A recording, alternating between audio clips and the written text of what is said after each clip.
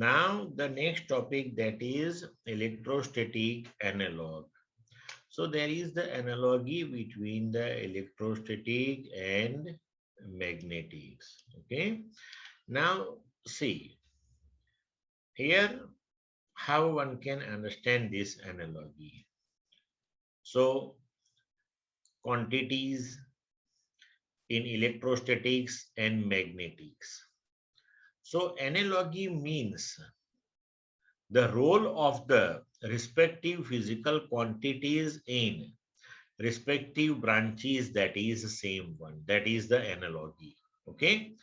So constant quantity in electrostatic, that is 1 upon 4 pi epsilon 0, where epsilon 0 is permittivity of free space, and charge q. These are the constants of electrostatics. In magnetics, the constant, that is mu 0 upon 4 pi, where mu 0, that is the permeability of free space. Okay, and P, that is pole strength. Here one more thing that you have to keep in your mind, the role of positive charge in electrostatic and role of north pole in magnetics, that is identical one. Similarly, in electrostatic, the role of negative charge, and in magnetics, role of south pole, that is identical one. Then dipole moment in electrostatics, that is given by P equal to Q into 2A. And in magnetics, it is given by M, that is equal to here P into 2L. Asudari karjo. Pole strength P into 2L. Now in electrostatics, 2A, that is the distance between two charges, positive and negative.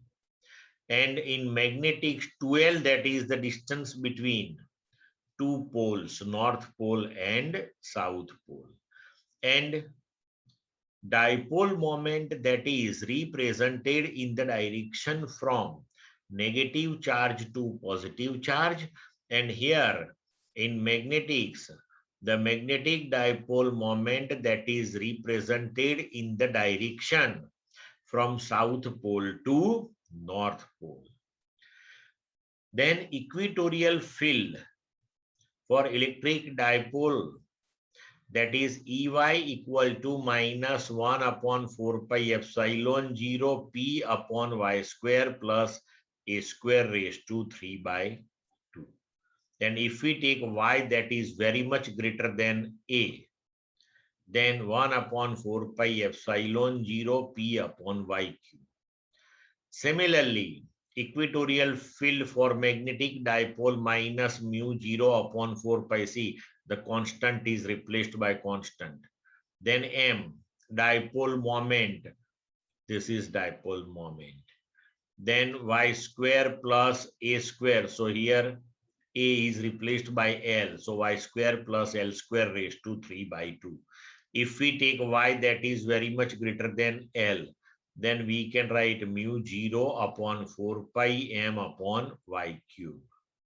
Then axial field, electric field for electric dipole on its axis, that is 1 upon 4 pi epsilon 0 2pz upon z square minus a square whole square.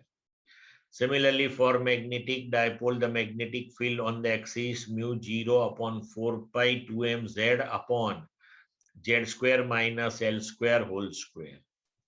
If we take z, that is very much greater than a, then electric field, that is 1 upon 4 pi epsilon 0 2p upon z cube.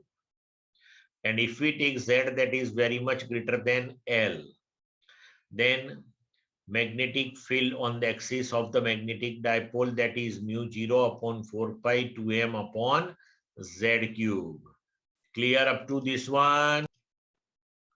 Now, when any charge Q is placed in the electric field E, the force acts on it that is Q into E.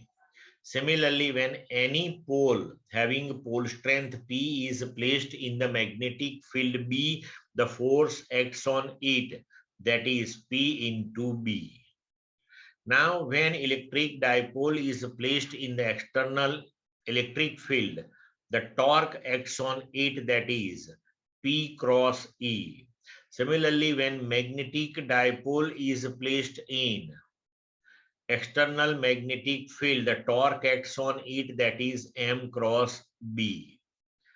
Then, when electric dipole is placed at some angle in the external electric field, then the potential energy of it, that is minus P dot E. Similarly, when magnetic dipole is placed in the external magnetic field, its potential energy, that is given by minus M in dot B. So from this analogy also, you can easily write the equations for electrostatics and magnetics.